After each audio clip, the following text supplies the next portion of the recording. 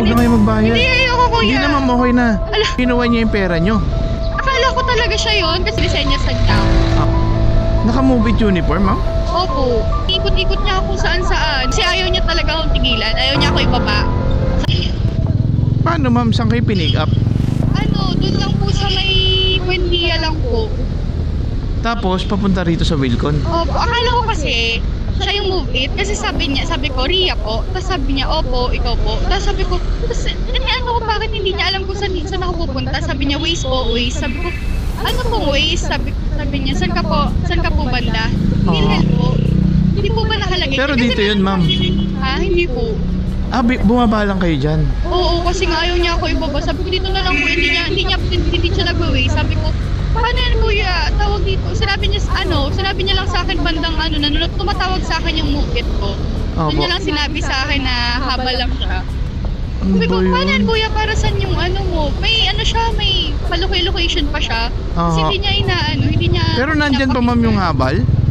Wala na, buti na lang. Kanina pa ako nasa loob eh. Kumbaga pumasok lang kayo doon kasi, kasi inaabangan niya kayo. Oo. Tapos, kinuha niya yung pera nyo. Oo, yung 300 ko. Kasi wala akong cash na 400. So, Kung hindi lang ma'am, hanggang dyan sa Wilcon, nasa 50 or 70 lang yan. kaya nga nagulat ako ganun yung singin niya sa akin. Sabi ko, sana nagpatagay-tay na ako. 400? As in, cash ma'am, 450. Sabi ko, ba't ang mahal? Sige, 400 na lang. Oh, grabe namang habal yun. Nag-move it talaga ako. Tapos, akala ko talaga siya yun. Kasi same na same talaga ng ng forma. Tapos naka-ano pa siya, naka-move it pa siya. Tapos yun din yung kulay ng motor na nakalagay. Hindi ko, ang katangahan ko, hindi ko tinignan yung plate number. Tapos tinanong ko pa Korea kasi inaano niya ako, silisenyasan niya ako. Grabe, no? Naka-move it uniform, ma'am? Opo. Pwede pala yun sa mga habal-habal. Yung iba kasi ma'am, ginagawa yun eh. Grabe.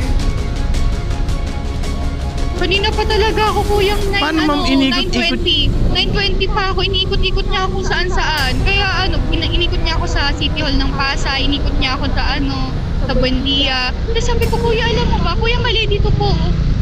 Pero saan talaga ang papunta nyo, ma'am? Sa PhilHealth po. Dito sa ano nyo ngayon? Opo. Sa drop-off nyo? Tapos nagalit pa sa akin yung move it. Kumbaga ma'am, sinakay kayo sa Buendia, tapos inikot na kayo sa Pasay. Opo, tapos hanggang sa inikot ako sa Makati. Tapos hindi pa rin siya nakikinig sa akin kung saan yung way. Oo. Ayun.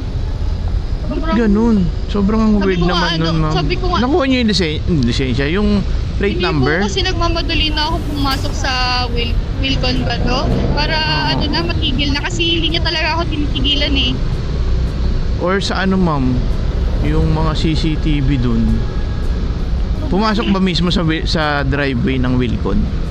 Hindi po, sa labas lang po. Kasi ayaw niya talaga akong tigilan, ayaw niya ako ibaba.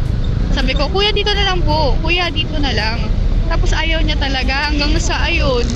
Buti na lang talaga tawag dito. Kayo ma'am, police or may nadaanan kayong police? Tawag dito. Hindi kasi ako parang nag-ano na rin kayo, mental block. Oo. Kasi hindi ko alam kung saan kami pupunta eh. Parang kinabahan na ako. Nagalit din sa akin yung ako na lang, sabi niya i-report niya daw ako. Kinancel ko na nga lang. Kasi tawag dito, malayo na kami, nasa bandang na kami, nasa Pasay, nasa Buendia na kami. Dulo-dulo na ba to? Sa may World Trade. Inikot niya pa ako doon. Grabe, layo naman ng pinagalingan niyo, ma'am. Inikot niya pa ako sa World Trade. Tapos sabi ko, saan part kayo ng Buendia? Sa may lang po, sa may Jollibee. Sa may gilid ng alam mo yung Watson doon, kuya? Yun, nandun lang tapos ako. Umikot pa ng World Trade, tapos umikot pa ng Pasay, tapos Makati. Opo, kaya ayun. Ang tagal ng biyahe nyo, ma'am. Sobra, kanina pa akong 9:20, kaya nga kasi limited lang yung oras na meron ako. Ba't ma'am, may work ba kayo? May baby kasi ako tapos mag-aasikaso lang ako ng passport. Pinapantayan ko lang sa tatay ko, kaya nagmamadali ako kanina. Tapos sobrang late na kayo? Oo.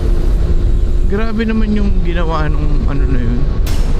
Sayang ma'am, dapat nakuha nyo yung plate number. Para at least magawa nyo ng police report. Nagmamadali kasi talaga ako eh. Mhm. Grabe, worst experience ko. May ganun pala.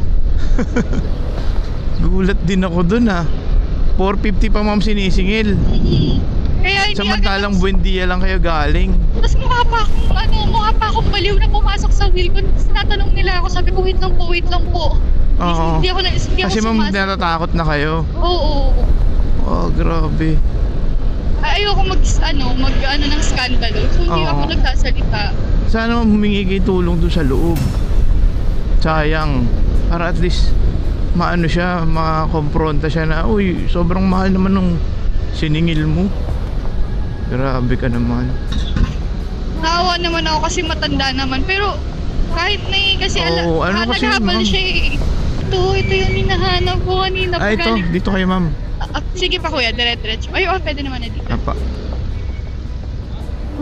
Thank you Lord. Nandito na ako. Sir, PhilHealth po. Dito ba yon? PhilHealth? Hindi, drop ko lang. Apa. Drop ko lang, sir. Okay. Thank you kuya. Ma'am, sama ko kayo sa video ah. Ay, sige po. Para at least maging aware yung mga Apo. tao sa mga ano. Sige po. Kaso habol. kuya, tawag dito. Okay naman, huwag na kayo magbayad. Hindi, ayoko kuya. Hindi naman, okay na. Ala. At least maano ko yung ginawa ng Move It na yun. Sige po. Thank you kuya. Makabawi. Opo, sorry po. Apo. Sige ma'am. Thank you po. Thank you. Apo. Sige ma'am, ingat po.